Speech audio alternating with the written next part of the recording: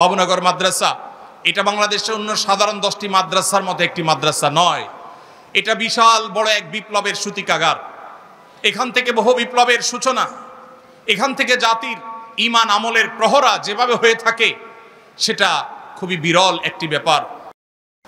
আমাদের এই প্রিয় বাংলাদেশে এক অবহেলিত মূল্যবান সম্পদের নাম হলো উলামায়ে কেরাম। এই দেশে এই মাটিতে গুণী মানুষের কদর এমনিতেই একটু কম হয়। এর মধ্যে সবচাইতে কম কদর, কম মূল্যায়ন হয় যে গুণী মানুষগুলোর, তাদের নাম হলো উলামায়ে কেরাম। উলামায়ে কেরামের যে অবদান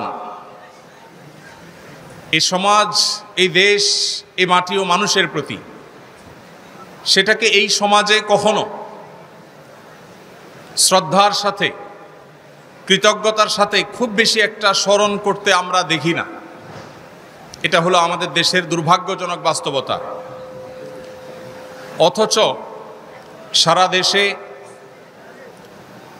বিভিন্ন পরিসংখ্যান, বিভিন্ন রকম তথ্য দিলেও মোটামুটি প্রায় আলী এবং কওমি মিলিয়ে 50,000-এর মতো দ্বীনি শিক্ষা প্রতিষ্ঠান এদেশে আছে।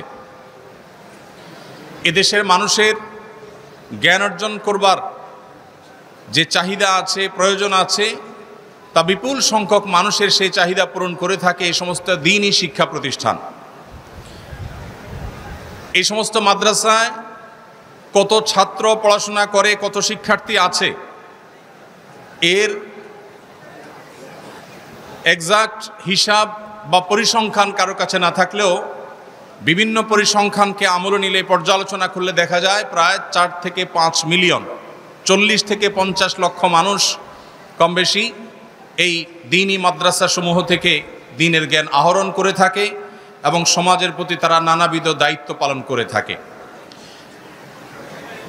উলামায়ে কেরামের যে সমস্ত অবদান আছে, উলামাদের যে সমস্ত ইতিবাচক কর্মকাণ্ড আছে, এই সমাজ বিনির্মাণে তাদের যে ভূমিকা আছে, এটা ব্রিটিশ বিরোধী আন্দোলন থেকে নিয়ে শুরু করে আজও পর্যন্ত অনবরত প্রতিনিয়ত উলামায়ে কেরাম সেটি নিবেদন করে যাচ্ছেন অনেকটা নিঃস্বার্থভাবে, কোনো প্রকার স্বীকৃতি ছাড়া, কোনো প্রকার কৃতজ্ঞতা ছাড়া।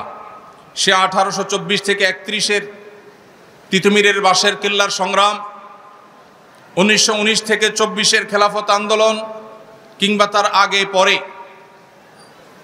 যে সাম্রাজ্যবাদী শক্তিকে অপসারণ করবার জন্য উলামায়ে কেরামের যে ত্যাগ, দিল্লির বিভিন্ন এলাকার গাছে গাছে যে ওলামাদের লাশ ঝুলেছে, উলামায়ে কেরাম অকাতরে তাদের যে জীবন বিলিয়েছেন এই সাম্রাজ্যবাদীদের থেকে নিজের দেশ, এ অঞ্চলকে মুক্ত করবার জন্য, সেই থেকে শুরু হয়েছে আজও পর্যন্ত দেশের প্রত্যন্ত অঞ্চলে উলামায়ে কেরাম যেভাবে নির্লসভাবে, নিঃস্বার্থভাবে পরিশ্রম দিয়ে যাচ্ছেন এই সমাজকে নির্মাণ করবার জন্য। দুঃখজনক বাস্তবতা হলেও এই রাষ্ট্র কখনো উলামায়ে কেরামের সেই অবদানকে স্বীকার করে নাই। সময়ত উপস্থিতি, আমাদের এই সমাজে সবচেয়ে বড় অভাব, সবচেয়ে বড় খরা, সবচেয়ে বড় দুর্ভিক্ষ হলো সৎ এবং সৎ মানুষের। আমাদের অনেক পরে স্বাধীনতা অর্জনকারী পৃথিবীর বহু দেশ আমরা খুঁজে পাই, যেই দেশ আমাদের চাইতে অর্থনৈতিকভাবে, জ্ঞানে বিজ্ঞানে, তথ্য প্রযুক্তিতে, অবকাঠামোতে, গবেষণাতে, অন্য অনেক সেক্টরে তারা আমাদের চাইতে বহুগুণ এগিয়ে গেছে। যারা পৃথিবীর বিভিন্ন দেশ সফর করেন, ভ্রমণ করেন, তারা ভালো বলতে পারবেন যে আমাদের প্রিয় স্বদেশ, এদেশের মানুষের মধ্যে যে পরিমাণ পরিশ্রম করবার মানসিকতা আছে, আমাদের মিডল ইস্টে বা বিভিন্ন দেশে থাকা প্রবাসী ভাইদের যে অক্লান্ত পরিশ্রম, তাদের যে ঐকান্তিক প্রচেষ্টা, সেগুলো দেখলে দিনের আলোমতে পরিষ্কার হয় যে এদেশের মানুষ পরিশ্রম করে সচ্ছলতা এবং সমৃদ্ধি আনার জন্য চেষ্টা করতে চায়। দুর্ভাগ্যজনক বাস্তবতা, দুর্নীতি, অনিয়ম, অপশাসন এগুলো আমাদেরকে পিছিয়ে রেখেছে। কোনোভাবে আমরা এগুলোকে ওভারকাম করে সামনে এগোতে পারছি না। যার যেখানে যতটুকু ক্ষমতা আছে সে সেখানে ততটুকু অন্যায়, সে ততটুকু দুর্নীতি, সে ততটুকু তার অন্যায় শক্তির ব্যবহার সে করে। এই দুরবস্থা থেকে উত্তরণের জন্য উম্মার এই সংকটকালে নীতি এবং আদর্শবান নাগরিক এবং মানুষ গড়ে তোলবার জন্য দেশের মসজিদের মিম্বর থেকে নিয়ে মাহফিলের মঞ্চ পর্যন্ত নিরলসভাবে উলামা একরাম কাজ করে যাচ্ছেন।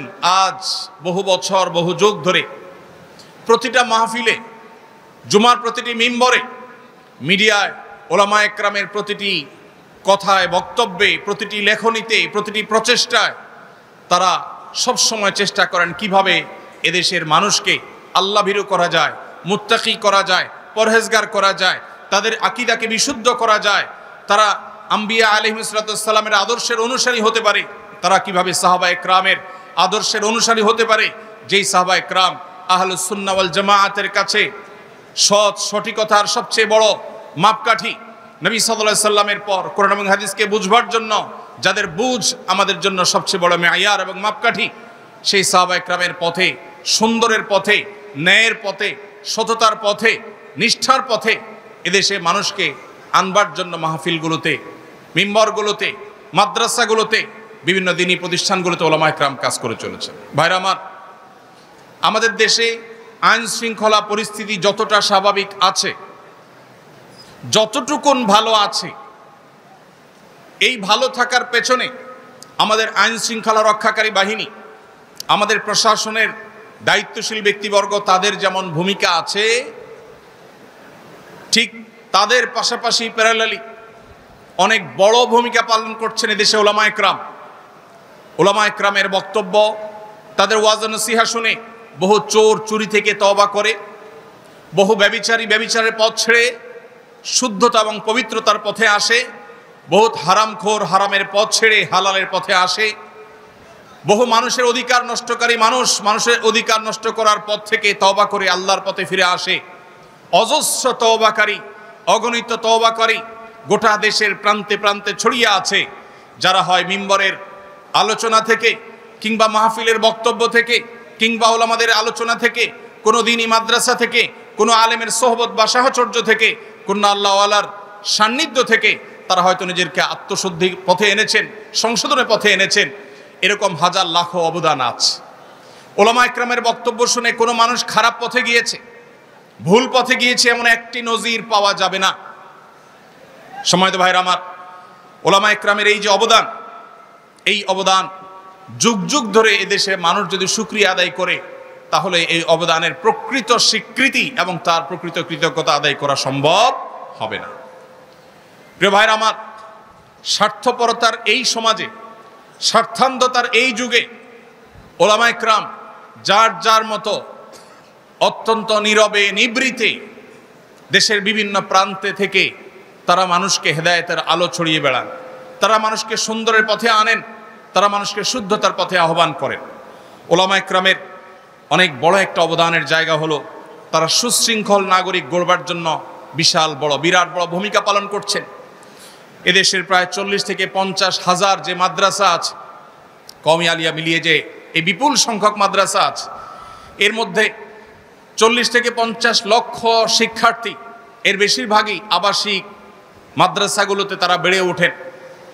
মাদ্রাসার চৌহদ্দিতে এক একটা মাদ্রাসাতে কোনো কোনো জায়গায় 1000, 1500, 2000, 2500, 3000 অথবা কম বেশি শিক্ষার্থী যে আছে, এই শিক্ষা প্রতিষ্ঠানগুলোতে সাধারণত সচরাচর পরিবেশ যতটা সুন্দর থাকে, পরিচ্ছন্ন থাকে, অন্য সাধারণ যে সমস্ত আবাসিক প্রতিষ্ঠান আছে বা আবাসিক ভবন আছে, যেখানে মানুষ বসবাস করে, যেখানে বিভিন্ন বয়সী মানুষরা থাকে, আমরা যদি পরিবেশের যে কম্পেয়ার বা তুলনা সেটা যদি আমরা করি, তাহলে দেখব দ্বীনি মাদ্রাসাগুলোর পরিবেশ অত্যন্ত পরিচ্ছন্ন থাকে, অত্যন্ত সুন্দর থাকে। শিক্ষার্থীরা নিজ উদ্যোগেই এটা করে থাকেন। বাংলাদেশে 5% মাদ্রাসারও সকল ওয়াশরুম, সকল অজুখানা, সকল জায়গা এবং আঙিনা এগুলো পরিচ্ছন্ন করবার জন্য আলাদা পরিচ্ছন্নতা কর্মী সেভাবে থাকে না, বরং শিক্ষার্থীরা স্বেচ্ছাসেবার মাধ্যমে, তালেবে ইলমরা ভলেন্টারি ওয়ার্কের মাধ্যমে তাদের পরিবেশকে তারা সুন্দর করে, তাদের এনভায়রনমেন্টকে তারা সুন্দর করে।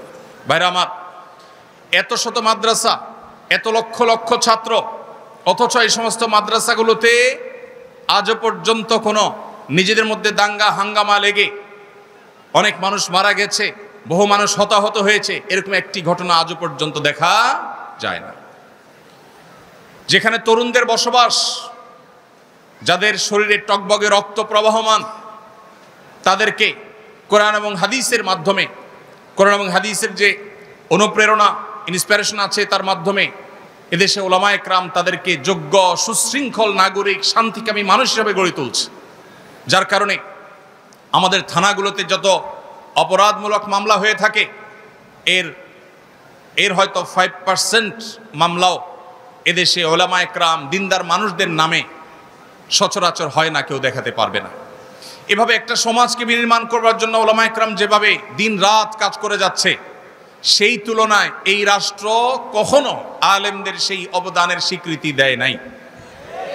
প্রিয় ভাইরা আমার, আমাদের মাদ্রাসার তালেব ইলমদের সমালোচনার অনেক জায়গা থাকতে পারে, কিন্তু মাদ্রাসার তালেব ইলমরা যতটা শান্তিপ্রিয় হয়, তারা যতটা সুশৃঙ্খল হয়,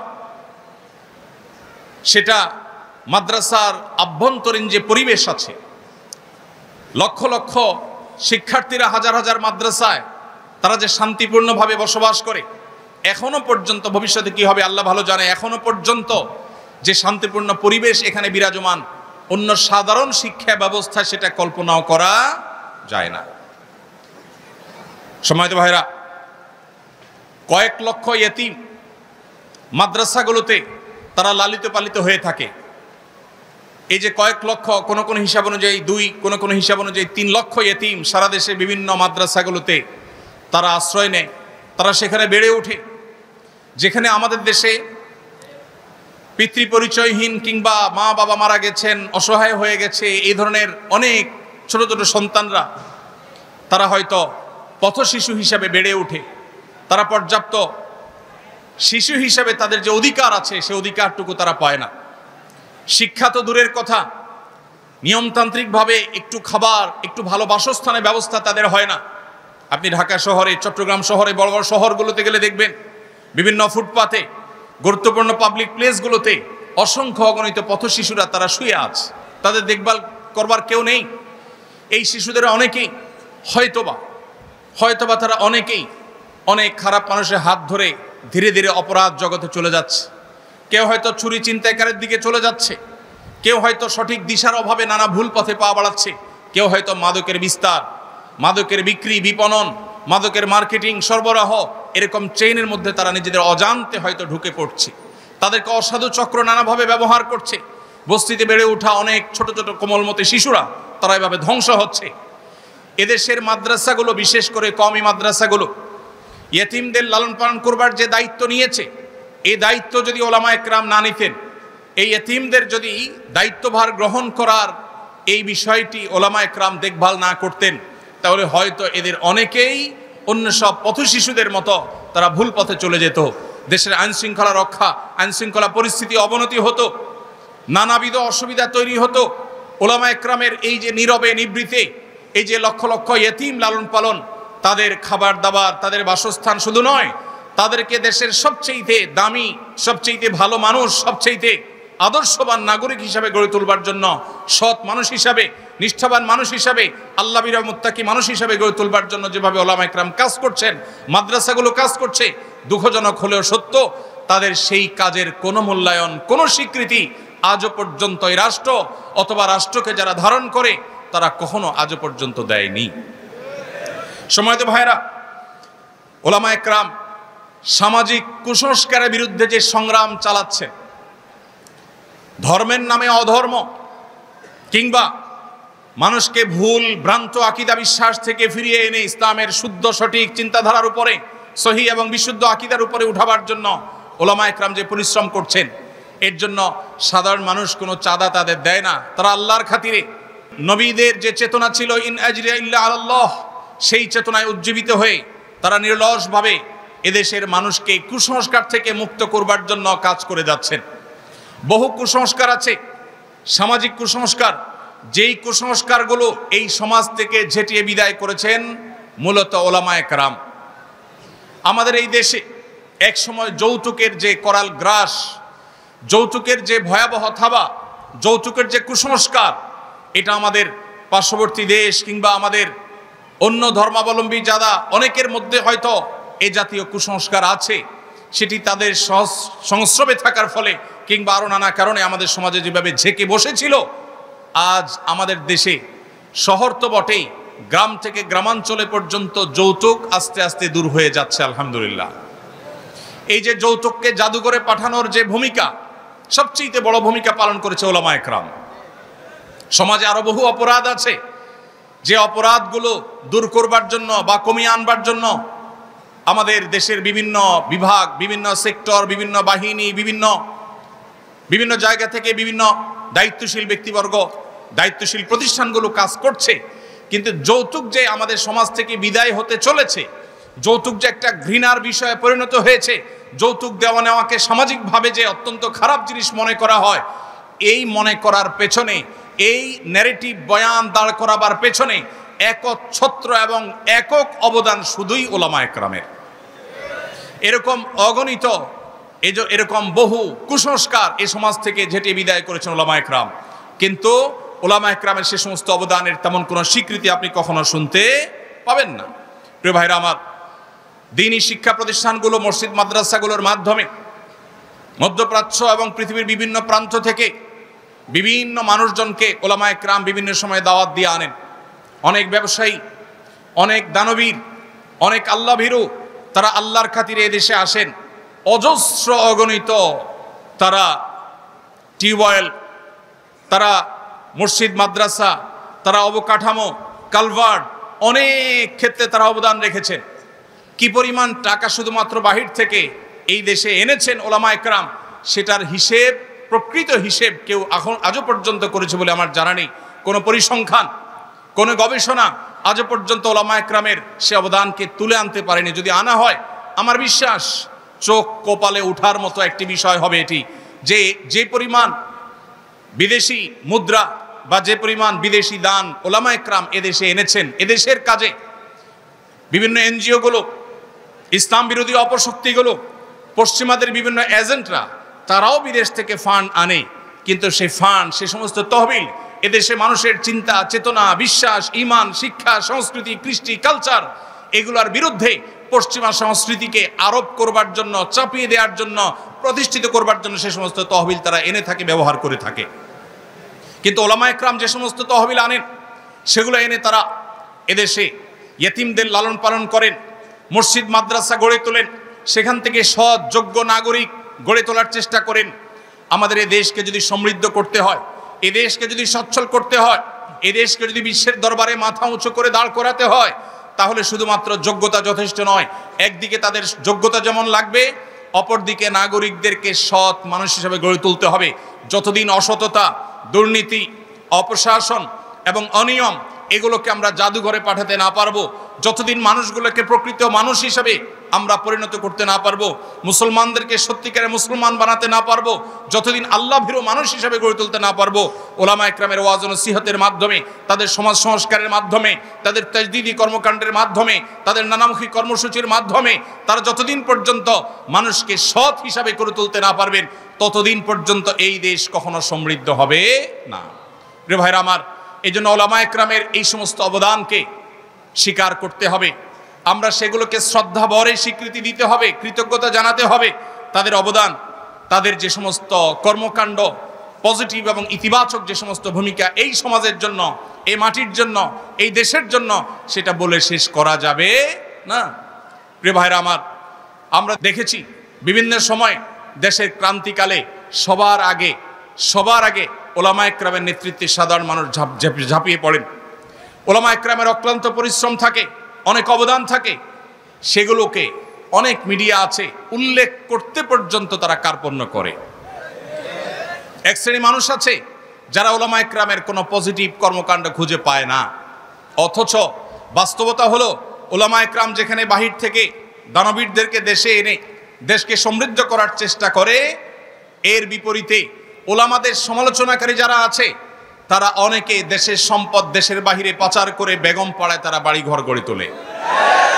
প্রিয় ভাইরা আমার, ওলামায়ে কেরামকে দেশের জন্য অবদান রাখবার সবক দেওয়া মানুষগুলো অনেকেই আছেন যারা দেশপ্রেমের জিগির মুখে তোলেন, অথচ দেশকে লুট করে দেশের বাইরে সম্পদ পাচার করে সেখানে নিজের আখের গুছিয়ে শুধুমাত্র এখানে দেশপ্রেমের অভিনয় তারা করে থাকেন। সময় এসেছে ওলামায়ে কেরামের সে অবদানকে স্বীকার করবার। সেই ব্রিটিশ বিরোধী আন্দোলন থেকে নিয়ে শুরু করে এই 24শে জুলাই আন্দোলন পর্যন্ত প্রত্যেকটা ক্ষেত্রে মাদ্রাসার ছাত্রদের ওলামায়ে কেরামের যে ত্যাগ বরাবরের মতো সেটি অবমূল্যায়িত হয়েছে। কোন সেক্টরে কোন ক্ষেত্রে যথাযোগ্য মূল্যায়ন তো পরের কথা, ন্যূনতম মূল্যায়ন, ন্যূনতম কখনো সেই অবদানের স্বীকৃতি এই সমাজ কখনো দেয়নি। সময় এসেছে সেটির পরিবর্তন করবার, সময় এসেছে সেই অবস্থাকে পরিবর্তন করবার। আমরা আরশের মালিকের কাছে দোয়া করি, আল্লাহ রাব্বুল আলামিন এদেশের ওলামায়ে কেরামের যে অবদান আছে সেগুলোকে স্বীকৃতি দেওয়ার তৌফিক আমাদেরকে দান করুন। ওলামায়ে কেরামের যে অবদান আছে সেগুলোকে স্বীকার করবার, কৃতজ্ঞতা আদায় করবার তৌফিক আল্লাহ তাআলা আমাদেরকে দান করুন। মাল্লাম ইয়াশকুরিন নাস লাম ইয়াশকুরিল্লাহ। ওলামাদের অবদানের স্বীকৃতি যদি আপনি না দেন, কৃতজ্ঞতা যদি আপনি আদায় না করেন, তাহলে সেক্ষেত্রে আপনি কখনো প্রকৃত অর্থে আল্লাহর শুকরগুজার বান্দা হতে পারবেন না। মোহতারাম হাজরিন, ওলামায়ে কেরাম তাদের মাধ্যমে রাষ্ট্র চাইলে এই রাষ্ট্রের চেহারা বদলে দিতে পারে। এ রাষ্ট্রের চেহারা বদলে দিতে পারে। 3.5 থেকে 4 লক্ষ মসজিদ দেশে আছে, 3.5 থেকে 4 লক্ষ মসজিদ দেশে আছে। এই মসজিদগুলোতে জুমার দিন দুপুর 12:30 থেকে 1:30 পর্যন্ত যে পরিমাণ মানুষ উপস্থিত থাকে, আমরা যদি 4 লক্ষ মসজিদ ধরি এবং এক একটা মসজিদে যদি গড়ে 300 মানুষ উপস্থিত থাকে, এটা আমরা ধরি জুমার নামাজে ঠিক খুতবার চলাকালীন সময়ে, তাহলে দেখা যায় সারা দেশে কয়েক কোটি মানুষ মসজিদে ইমাম সাহেবদের কথা, খতিব সাহেবদের বক্তব্য শুনবার জন্য হাজির হয়েছে। স্বপ্রণোদিতভাবে সমস্ত মিডিয়া একযোগে পিক টাইমে যে পরিমাণ দর্শক পায়, সেই দর্শকের সংখ্যার চাইতে বহুগুণ বেশি হবে এই সংখ্যা, যেটা ওলামায়ে কেরামের কথা শুনবার জন্য মানুষ সপ্তাহের সবচাইতে সেরা টাইমটা, সবচাইতে ফ্রেশ টাইমটা জুমার দিনে ভালো করে একটা ঘুম দিয়ে ফ্রেশ মোডে সবচেয়ে ভালোভাবে একটা গোসল দিয়ে উত্তম পোশাক পরিধান করে সুগন্ধি মাখিয়ে সবচাইতে ফ্রেশ মোডে ওলামায়ে কেরামের সামনে এসে বসে থাকে মানুষ কথা শুনবার জন্য। ভাইরা আমার, এই মসজিদগুলো এগুলোকে যদি রাষ্ট্র ওন করত, এগুলোকে রাষ্ট্র যদি নিজের বলে গ্রহণ করত এবং পৃষ্ঠপোষকতা দিত, সঠিক ব্যবহার করবার চেষ্টা করত, তাহলে এই জাতিকে সঠিক মেসেজ দেওয়ার জন্য, যথাযথ বার্তা পৌঁছাবার জন্য, সংশোধন করবার জন্য, বহুবিধ সামাজিক কার্যক্রম পরিচালনা করবার জন্য এই মসজিদগুলো সবচাইতে বড় ভূমিকা রাখতে পারত। অথচ দুর্ভাগ্য, ইমাম সাহেব, খতিব সাহেবরা, মুয়াজ্জিন সাহেবরা, মসজিদগুলো সবচাইতে অবহেলিত এই দেশে। প্রিয় ভাইরা আমার, এই দেশে যে সমস্ত প্রাকৃতিক দুর্যোগ হয়ে থাকে, আমরা আমাদের আসুন্নাহ ফাউন্ডেশনের বিভিন্ন কার্যক্রম পরিচালনা করবার মধ্য দিয়ে আমাদের যে অভিজ্ঞতাটুকু হয়েছে তার আলোকে আমরা বলতে পারি, সবচাইতে বেশি দুর্যোগে মোকাবেলায় মসজিদগুলো আমাদের সবচাইতে বেশি সহায়ক ভূমিকায় আসে। কারণ মসজিদগুলোতে ইমাম খতিব সাহেবরা এলাকা মানুষকে অনুপ্রাণিত করে অন্যের কষ্ট দূর করবার জন্য তাদেরকে বের করে দেয়, মানুষকে উৎসাহিত করে, মানুষকে তার সর্বস্ব ত্যাগ করবার জন্য শিক্ষা দিয়ে থাকে। এটা মসজিদগুলো থেকে হয়। অতএব যদি সারা দেশের মসজিদের ইমাম সাহেবদেরকে যদি রাষ্ট্র ওন করত, তাহলে দেখা যেত অনেক দুর্যোগ আছে, অনেক ঝড়, জলোচ্ছ্বাস, বন্যা, বিভিন্ন রকমের দুর্যোগ আছে, যেই দুর্যোগগুলো মোকাবেলা করতে মসজিদগুলো নেতৃত্ব দিতে পারত, সমাজের চেহারা বদলাতে পারত। আমরা পরিবেশ দূষণের শিকার, আমাদের কর্মকাণ্ডের কারণে, নানা ভুল পদক্ষেপের কারণে আজ আমরা পরিবেশ দূষণের শিকার। আপনারা দেখেছেন বিভিন্ন সময় পরিবেশ সেক্টরে যে পরিমাণ বাজেট আছে সেখানে হরিলুট সবচেয়ে বেশি হচ্ছে। শুধুমাত্র মসজিদের ইমাম খতিবদেরকে যদি রাষ্ট্র যদি তাদেরকে পরিবেশ সুরক্ষা করবার জন্য যথাযথভাবে তাদেরকে যদি ব্যবহার করত, তাহলে দেখা যেত পরিবেশ সুরক্ষার ক্ষেত্রে ওলামায়ে কেরাম সবচেয়ে বেশি অবদান রাখতে পেরেছেন। ভাইরা আমার, এইভাবে মসজিদ মাদ্রাসাগুলোকে, ওলামায়ে কেরামকে যদি রাষ্ট্র অন করত, তাহলে সেক্ষেত্রে দিন শেষে রাষ্ট্র বেনিফিটেড হতো, উপকৃত হতো, কিন্তু সেটা হয়নি। সময় এসেছে সেটিকে পরিবর্তন করবার, সেটি আমাদের করতে হবে ইনশাআল্লাহ। আল্লাহ আমাদের সবাইকে সেই তৌফিক দান করুন। ওলামা একরামের মাধ্যমে আমাদের ভঙ্গুর যে পরিবার ব্যবস্থা আছে সেটাকে আবারও শক্ত ভিতের উপরে দাঁড় করানো সম্ভব। ঘরে ঘরে যে পরিমাণ বিচ্ছেদ, তালাক, দাম্পত্য কলহ, অশান্তি বিরাজ করছে বিভিন্ন জায়গায়, দেশে, শহরে, গ্রামে, বিভিন্ন জায়গাতে, ওলামা একরাম সবসময় চেষ্টা করেন দাম্পত্য সম্পর্কগুলোকে কিভাবে ভালো করা যায়, কিভাবে ঠুনকো সম্পর্ককে শক্ত করা যায়, কিভাবে পরিবার ব্যবস্থাকে শক্ত করা যায়। এটা ওলামা একরামের বড় একটা কাজের জায়গা। এই জায়গাতে ওলামা একরাম চাইলে কাউন্সিলিংয়ের ক্ষেত্রে ভূমিকা রাখতে পারেন। বিভিন্ন উন্নত দেশে মহল্লা মহল্লা কাউন্সিলর আছে।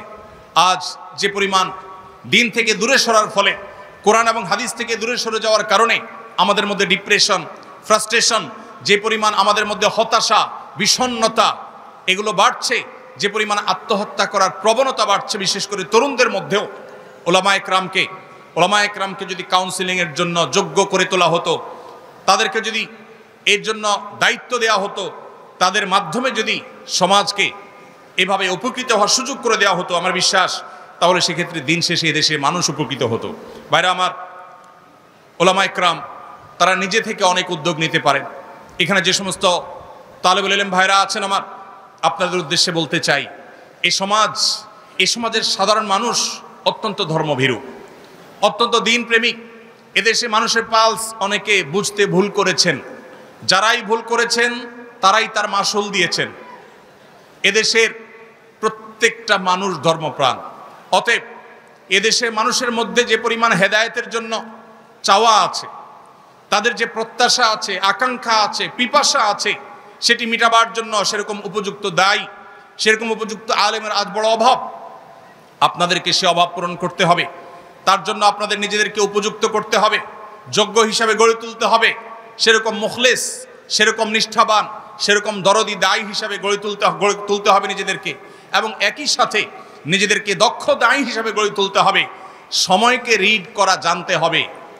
ইসলাম এবং মুসলমানদের বিরুদ্ধে কোন কোন ষড়যন্ত্র কোন কোন সেক্টর থেকে হচ্ছে, কিভাবে হচ্ছে, তা পুঙ্খানুপুঙ্খরূপে আমাদেরকে জানতে হবে।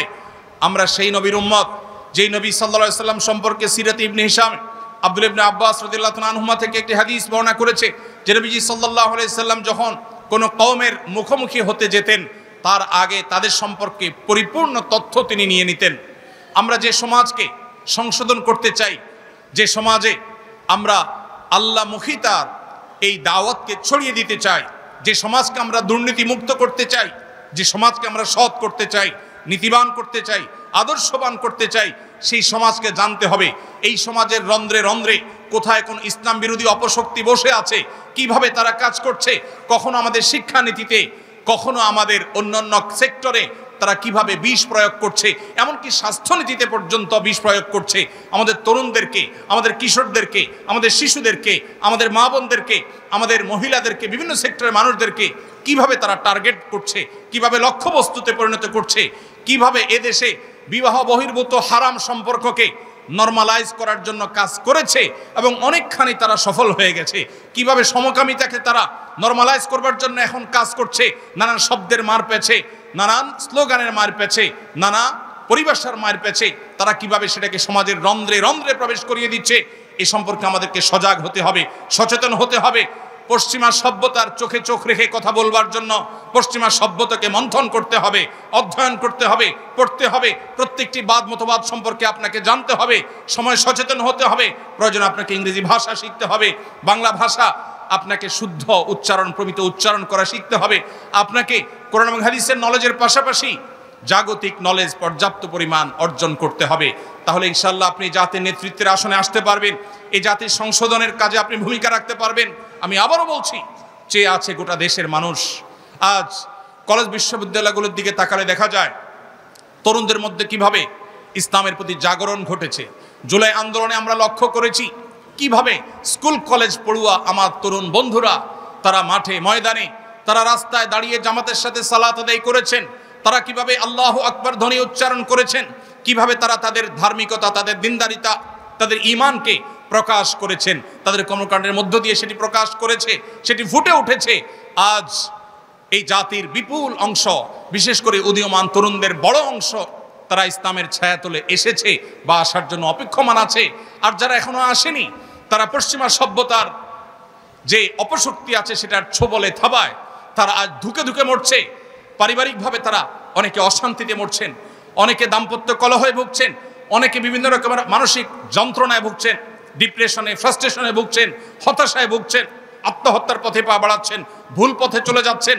তারা অনেকেই আছেন যারা ইসলামের জন্য হয়তো নিজের অজান্তে তারা অপেক্ষা করছেন, কোরআনের দাওয়াতের জন্য, সুন্নাতে রাসূলের দাওয়াতের জন্য, সুন্নাতে সাহাবার দাওয়াতের জন্য তারা অপেক্ষমান আছেন।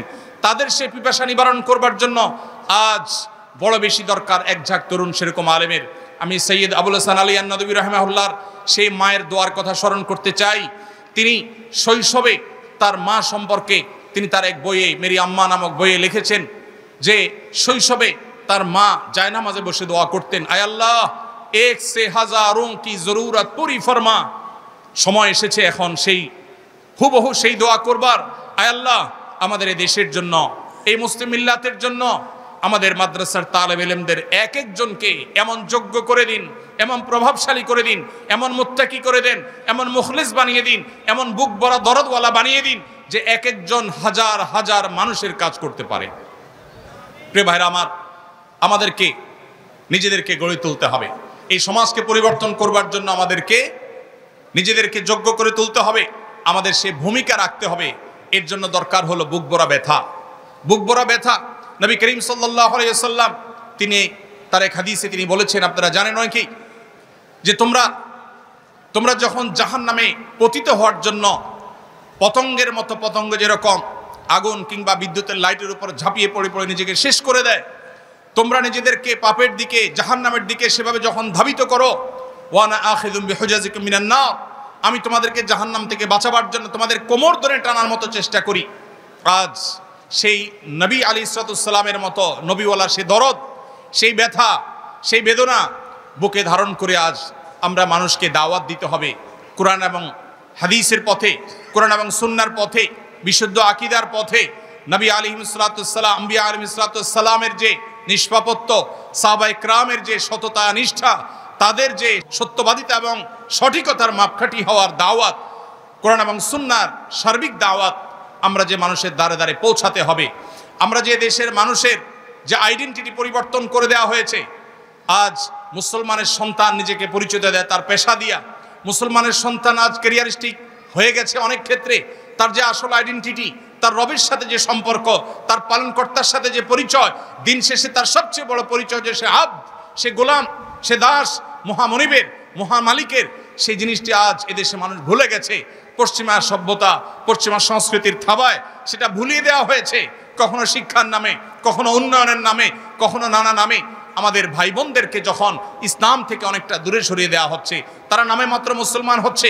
কেউ হয়তো জুমা পড়ছেন, কেউ হয়তো 2-4 ওয়াক্ত পড়ছেন, কেউ হয়তো নামাজ পড়ছেন, অন্য ক্ষেত্রে তার ইসলাম পালনের কোনো খবর নেই, কোনো আগ্রহ নেই, কোনো তার ভিতরে ন্যূনতম প্রচেষ্টা নেই, সেই চেতনা নেই, সেই ধারণা পর্যন্ত নেই। সে মানুষগুলোকে পরিপূর্ণ ইসলামের পথে আনার কাজ আমাদেরকে করতে হবে এবং তার জন্য নিজেকে উপযোগী করতে হবে এবং নিজের মধ্যে সেই দরদ, সেই যোগ্যতা, সেই বহুমুখী প্রতিভা, সময়কে জানার মতো যোগ্যতা, সমসাময়িক জ্ঞান যতটুকু না জানলে নয় সেটা আমাদেরকে অর্জন করতে হবে। লিডারশিপ কোয়ালিটি আমাদের মধ্যে আনতে হবে। লিডারশিপ কোয়ালিটি না আনলে আমরা শুধুই কোরআন এবং হাদিসের কথা মানুষকে শুধু বলবো, কিন্তু আমরা সমাজের নেতৃত্বের আসনে আসতে পারবো না। কোরআন হাদিসের মধ্যে লিডারশিপ আছে, সেটাকেই শুধুমাত্র আলাদা করে আমাদেরকে ধারণ করতে হবে, শিখতে হবে, অর্জন করতে হবে। আর সে আজিমের মালিকের কাছে দোয়া করি, আল্লাহ রাব্বুল আলামিন আমাদের তালেব ইলমদেরকে, আমাদের উলামায়ে কেরামকে এই সমাজকে পরিবর্তনকারী হিসাবে পরিবর্তন করবার জন্য যত যোগ্যতা প্রয়োজন, যত নিষ্ঠা প্রয়োজন, যত ইখলাসের প্রয়োজন, যত দরদের প্রয়োজন, আল্লাহ রাব্বুল আলামিন আমাদের সবাইকে সেই দরদ, সেই ইখলাস, সেই নিষ্ঠা, সেই যোগ্যতা দান করুন। এই মাটিকে আল্লাহ তাআলা দ্বীনের জন্য, ঈমানের জন্য, কোরআনের জন্য, সুন্নাহর জন্য আল্লাহ তাআলা কবুল এবং মঞ্জুর করুন। বাবুনগর মাদ্রাসা এটা বাংলাদেশের অন্য সাধারণ 10টি মাদ্রাসার মতো একটি মাদ্রাসা নয়। এটা বিশাল বড় এক বিপ্লবের সূতিকাগার। এখান থেকে বহু বিপ্লবের সূচনা, এখান থেকে জাতির ঈমান আমলের প্রহরা যেভাবে হয়ে থাকে সেটা খুবই বিরল একটি ব্যাপার। আল্লাহ রাব্বুল আলামিনের কাছে দোয়া করি, আল্লাহ রাব্বুল আলামিন আমাদেরকে সেই চেতনা, সেই ঈমানি দায়িত্ব আমাদেরকে আমরণ পালন করবার তৌফিক দান করুন।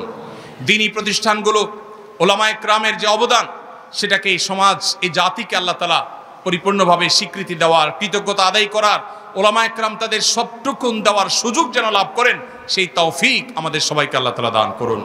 আল্লাহ রাব্বুল আলামিন গোটা দুনিয়ার মাজলুম যে মানবতা আছে, মুসলিম মা বোনরা, আমাদের ভাই বোনেরা, আমাদের যে যে প্রান্তে আজ মাজলুম আছে, আরশে আজিমের মালিকের কাছে ফরিয়াদ করি আল্লাহ রাব্বুল আলামিন তাদের সবাইকে আল্লাহ রাব্বুল আলামিন তার গায়বী নুসরত দান করুন, যেভাবে আসহাবে বদরকে আল্লাহ তাআলা করেছেন।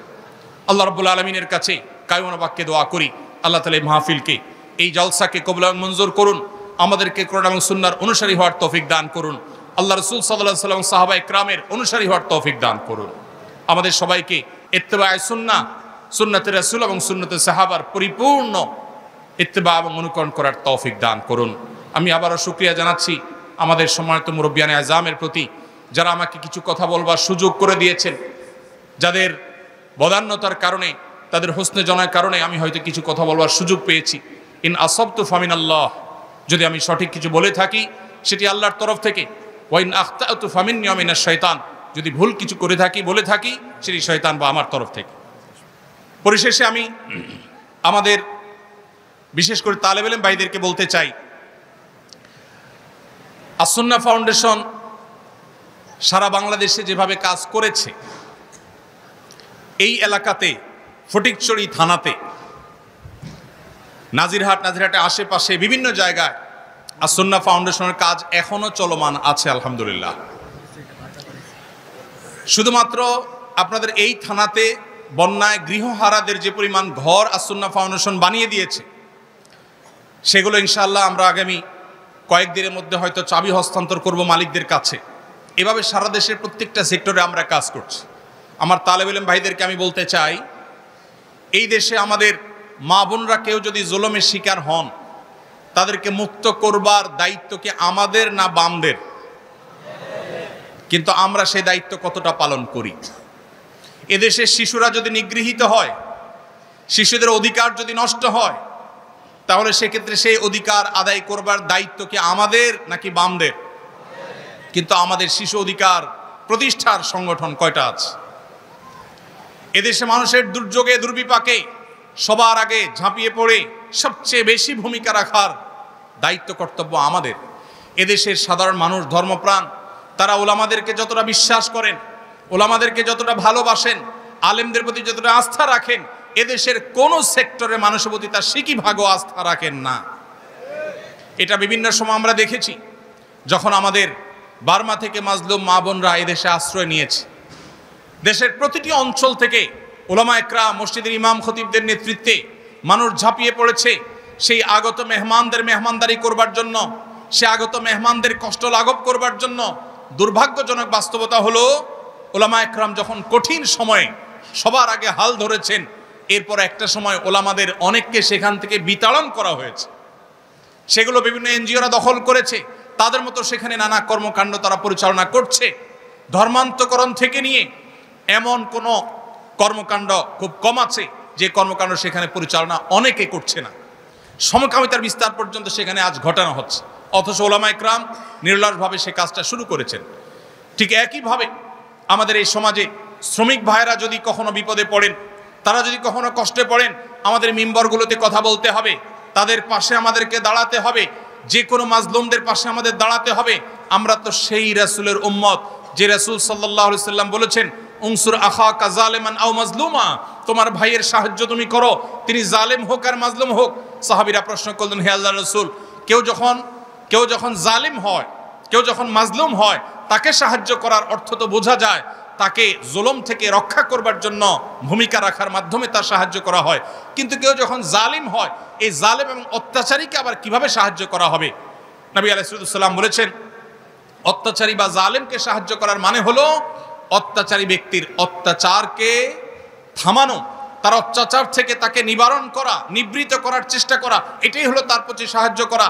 তার প্রতি সবচেয়ে বড় সহানুভূতি হলো তার জুলুমকে বন্ধ করা, কারণ আয-যুলমু যুলুমাতুন ইয়াওমাল কিয়ামা। প্রিয় ভাইরা আমার, সমাজে কোথাও অন্যায় হবে, অবিচার হবে, ওলামায়ে কেরামকে, ইমাম সাহেবদেরকে সেরকম বলয় গড়ে তুলতে হবে, সেরকম সমাজ গড়ে তুলতে হবে যেই সমাজ সমস্ত অন্যায় প্রতিরোধ করে। আইন হাতে তুলে নেওয়ার কথা বলছি না, কিন্তু অন্যায় বন্ধে ভূমিকা রাখা, জুলুম প্রতিরোধে ভূমিকা রাখা, এটার জন্য ওলামাদেরকে নেতৃত্ব দিতে হবে। কখনো শ্রমিকদের প্রতি জুলুম হলে ওলামাদেরকে সবার আগে এগিয়ে আসতে হবে। শিশুদের প্রতি জুলুম হলে, শিশুদের অধিকার যদি খর্ব করা হয়, সবার আগে আলেমদেরকে এগিয়ে আসতে হবে। শিশুদের মধ্যে আত্মহত্যার প্রবণতা ভয়ঙ্কর লেভেলে বেড়েছে। এর অন্যতম বড় একটা কারণ হলো আল্লাহর দেওয়া সিস্টেমের বাইরে গিয়ে উন্নতির নামে সেখানে আজ নারী পুরুষদের মধ্যে আল্লাহর সৃষ্টিগত যে ভেদাভেদ আল্লাহ রেখেছেন, সেই ভেদাভেদটুকু দূর করে দেওয়ার চেষ্টা করা হচ্ছে। পরিবার ব্যবস্থাপনাকে ভেঙে ফেলা হচ্ছে, নানাভাবে চক্রান্ত করে শিশুদেরকে মাতৃস্নেহ থেকে দূরে রাখা হচ্ছে। অতএব একটি শিশু মায়ের কোলে বেড়ে ওঠা তার জন্য যতটা আনন্দদায়ক, যতটা উপভোগ্য, কোনো অবস্থাতেই অন্য কোনো কেয়ারটেকার, অন্য কোনো মানুষের কাছে বেড়ে ওঠা উপযোগী নয়। তো শিশুদের অধিকার নিয়ে আমাদেরকে কথা বলতে হবে, শ্রমিকদের অধিকার নিয়ে আমাদের কথা বলতে হবে, অন্যায়ের বিরুদ্ধে, জুলুমের বিরুদ্ধে, জালেমের বিরুদ্ধে আমাদেরকে কথা বলতে হবে।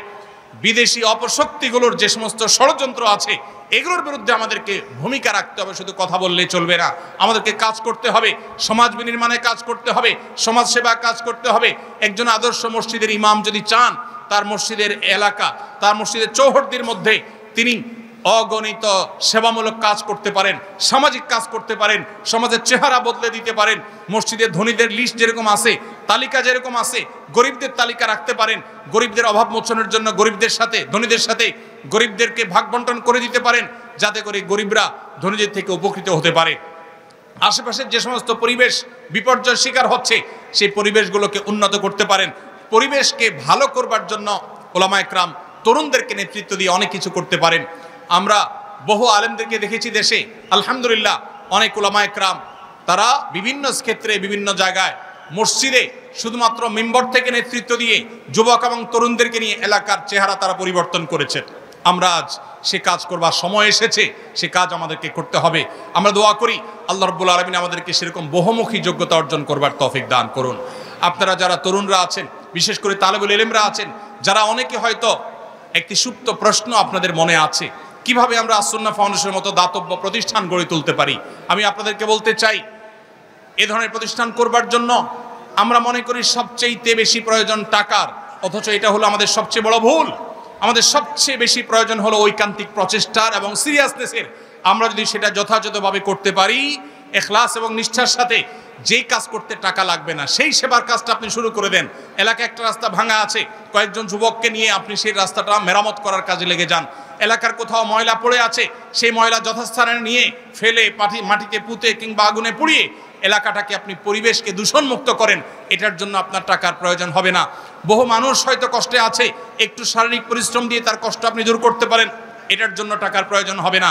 অনেক তরুণরা আছে আস-সুন্নাহ ফাউন্ডেশনের বিভিন্ন প্রজেক্ট থেকে তাদেরকে সুবিধা পাওয়ার জন্য অনলাইনে ফর্ম পূরণ করে দেন, ফাউন্ডেশনের সাথে কানেক্টেড করে দেন, এর মাধ্যমে আপনি সেবামূলক কাজ করতে পারেন। এরকম আরও বহু প্রতিষ্ঠান আছে, সেগুলোর মাধ্যমে আপনি করতে পারেন। অতএব আমি আমার তরুণ বন্ধুদেরকে, বিশেষ করে তালেবে ইলমদেরকে বলতে চাই, সমাজ সেবামূলক কাজ অথবা যে কোনো কাজ করবার জন্য টাকা এটা কখনো ফ্যাক্টর নয়। আজ আস-সুন্নাহ ফাউন্ডেশন হয়তো অনেক ব্যাপকভাবে কাজ করছে, একটা সময় আমরা তেমন কোনো টাকা পয়সা ছাড়া মাসে মাত্র ৮,০০০ টাকা খরচ করে আমরা আমাদের কর্মকাণ্ড পরিচালনা করেছি। তারও আগে কোনো টাকা পয়সা ছাড়াই আমরা দীর্ঘদিন পর্যন্ত কাজ করেছি। অতএব দরকার ঐকান্তিক প্রচেষ্টা, দরকার আলেম হিসাবে নবী রাসূলদের মতো সমাজকে সার্বিক নেতৃত্ব দেওয়ার যোগ্যতা, দরকার সে দরদ, দরকার সে বহুমুখিতা, প্রতিভা এবং ইখলাস। আল্লাহ রাব্বুল আলামিন আমাদেরকে এই সমাজের মানুষের দ্বীনি চাহিদা, দ্বীনি আকাঙ্ক্ষা, দ্বীনি পিপাসা মেটাবার জন্য উপযুক্ততা, যেরকম যোগ্যতা, সেরকম কোয়ালিটি এবং ক্যাপাবিলিটি আল্লাহ রাব্বুল আলামিন আমাদের সবাইকে অর্জন করার তৌফিক দান করুন।